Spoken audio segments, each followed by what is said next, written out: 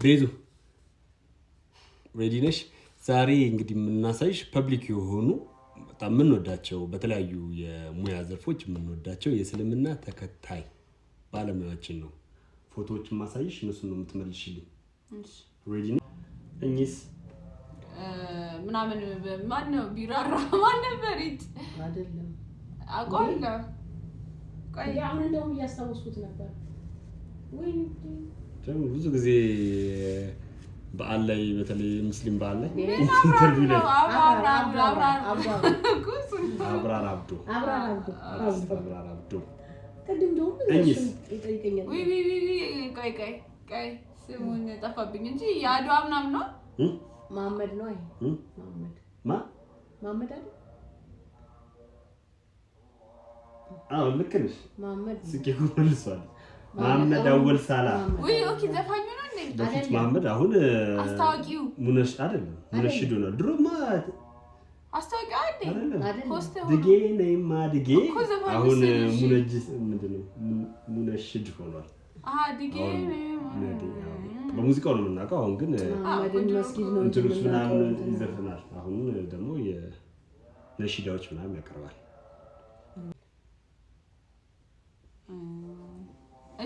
ሂንት ልስጣችሁ። የስፖርት ጋዜጠኛ፣ ቀደምት የስፖርት ጋዜጠኛ፣ ከጋዜጣ የሚጽፍ ነበር። ከእንትና ጋር ይሰራ ከማን ነው? ሬዲዮ ላይ ቲቪ ላይ የሚሰራ ነበር። ሬዲዮ ላይ ማን ነው? ሁሴን አላውቀውም። ሲጀምር አይመስልም። ሁሴን ራሱ ምንድን ነው? ቀጭን ነበር እንዴ? አሜሪካ ገብቶ ወፍሯል። ሁሴን አብዱል ቀኒ ነው። እሺ ናይስ። የመጀመሪያው ተመልሷል። እኚህ ሰው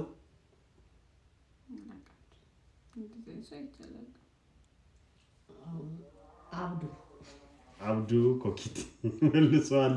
አብዱ አሊ ጂራ ናቸው።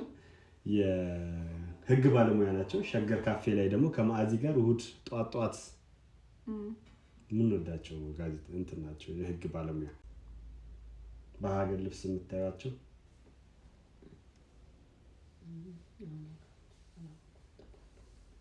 እንግዲህ ታሪክ በዛው ላስተምራችኋል። እኚህ ደግሞ ቀኛዝማች ከድር ኢባ ይባላሉ። ወስተን ያሉ አገር ወዳድ የመጀመሪያው መርካቶ ባለሀብት ታስረው ነበር። በነገራችን ላይ ከ500,000 ብር በላይ አካውንታቸው ላይ ተገኝቶ በደርግ ጊዜ ትልቅ ከ500,000 ብር በላይ ይፈቀድ ነበር። ቀኛዝማች ከድር ኢባ የቅዱስ ጊዮርጊስም የስፖርት ክለብ እንትን ነበሩ፣ የበላይ ጠባቂም ነበሩ፣ ደጋፊም ነበሩ። ቀኛዝማች እኔ በዛ ነው የማውቃቸው። ትችላላችሁ? ሚስ ጀማል ይነቃሉ። ኖርማሊ የቅዱስ ጊዮርጊስ የሚድሮክ ስራ አስፈጻሚ ነው። የቅዱስ ጊዮርጊስም ስፖርት ክለብ ደጋፊም ነበረ። አሁንም አባቢ እንወዶታለን።